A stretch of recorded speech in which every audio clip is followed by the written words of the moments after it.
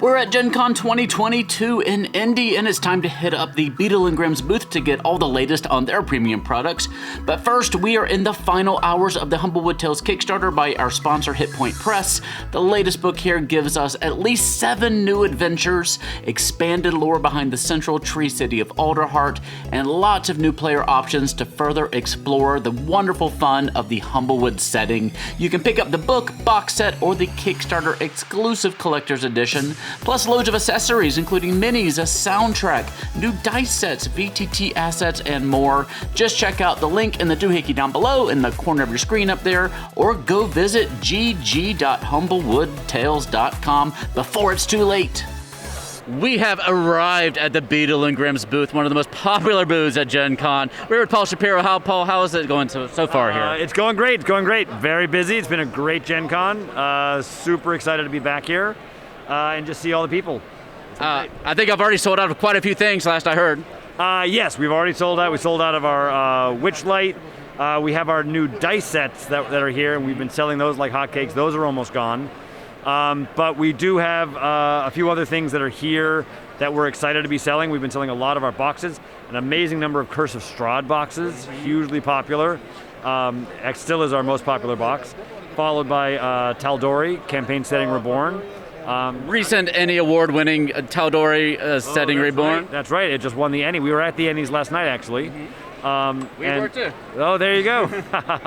and so that's been great. And then Absalom. It's been great to actually have Pathfinder players be able to come here and look at it in person. It's the first time we've really been able to get people to really see it and dig through it, and that's been a lot of fun. And then Fizzbands has been really popular.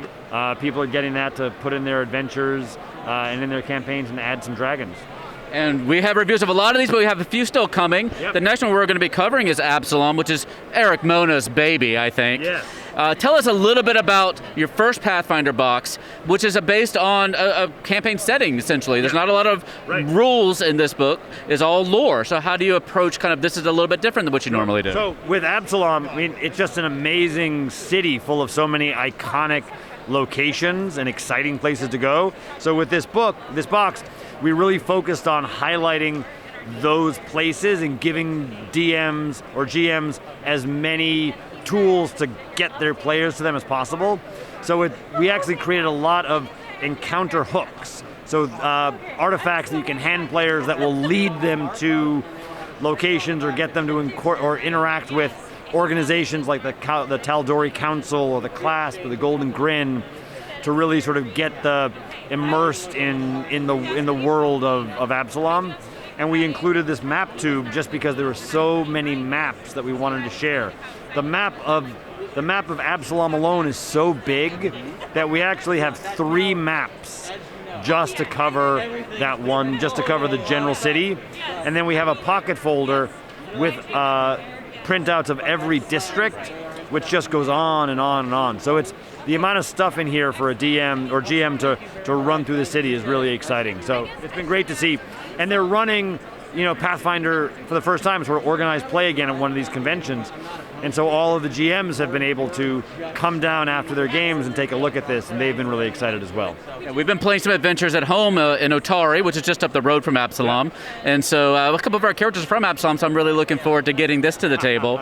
And because the Absalom book is so full of lore, but there's not a lot of story in there necessarily. So I'm really looking forward to digging into this so we can have some adventures ready to go. For those of us who maybe don't have a lot of time to write our own stories, y'all can provide us some to tell at our table. Absolutely. That's right. So we're very, very excited about that. And there's some bonus encounters and again, all those hooks to really dive into dive into the adventures.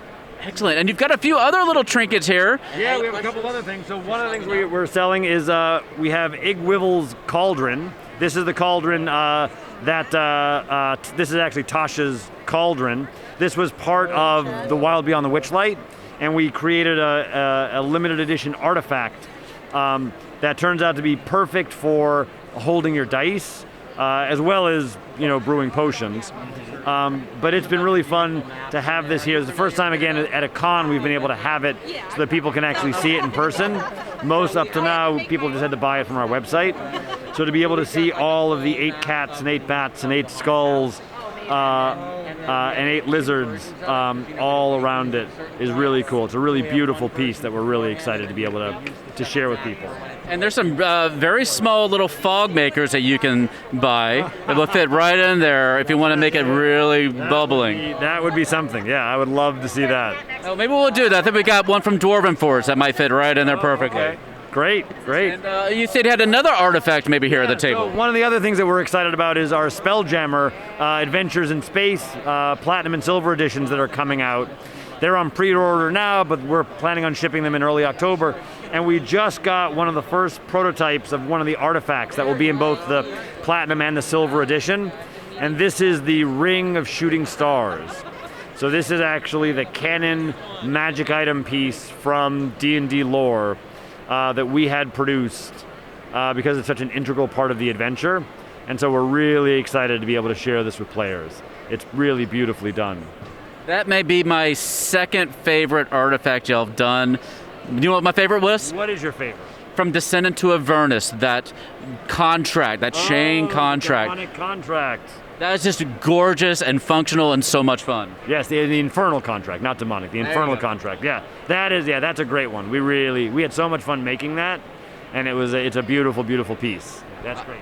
I love that. Another thing I wanted to ask you about, anything else you want to tease us about for Spelljammer before we move on for that? No, we're just really excited about getting that out there. We actually have, in fact, He's coming back here. I'm coming back. We just actually released here at GenCon our promotional t-shirt for Spelljammer, the Lake Brawl Blasters, all squids, no ramming, the Wildspace racing team. This was Bill's idea, actually. He was a big fan of this. And there he is. So yeah, this is really fun. So this is available during the pre-order period. But we're really excited about Spelljammer, and it's going to be a really fun adventure for everybody. We're so looking forward to it ourselves. I think they have that mini over the WizKids booth if you want the mini of the spaceship to have on the table.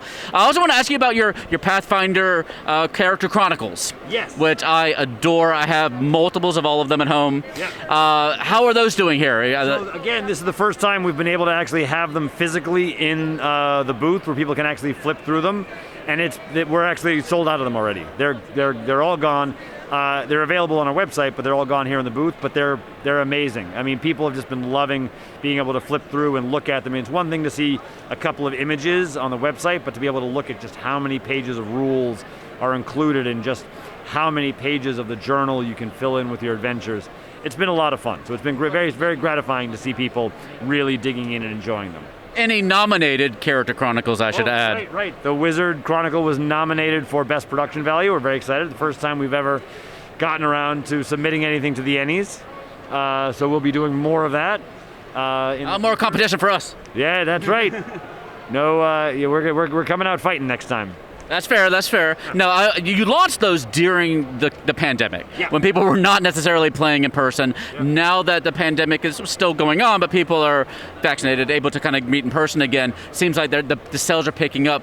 Any chance for future Bard, other classes if things go well? We certainly hope so. We actually just had a meeting with the great folks at Paizo today, talking about what are some of the things that we can do in the future, and certainly that's a big part of what we're trying to figure out how to do. So we definitely want to think about how we can get more of these chronicles out to people, different classes, new classes, things like that.